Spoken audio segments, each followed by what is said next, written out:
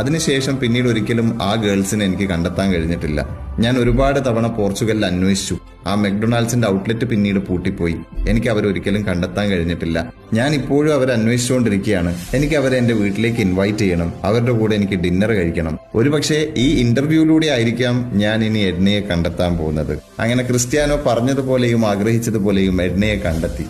അതിനുശേഷം സംഭവിച്ച കാര്യങ്ങൾ റിവീൽ ചെയ്യുന്നത് ബ്രിട്ടീഷ് ഓൺട്രപ്രണറായ ഫ്രാങ്ക് ഖാലിദാണ്. അദ്ദേഹം ട്വീറ്റിൽ കുറിച്ചത് ഇങ്ങനെയാണ്: ക്രിസ്ത്യാനോ റൊണാൾഡോ അവളെ കണ്ടു, അവളുടെ കയ്യിൽ ചുംബിച്ചു, അവളോട് നന്ദി പറഞ്ഞു. ശേഷം പോർച്ചുഗലിലെ തന്നെ ഏറ്റവും ലാർജസ്റ്റ് ആയിട്ടുള്ള ഒരു റെസ്റ്റോറന്റ് അവൾക്ക് സമ്മാനിച്ചു. ഒപ്പം മറ്റു കുറെ സമ്മാനങ്ങൾ വേറെയും.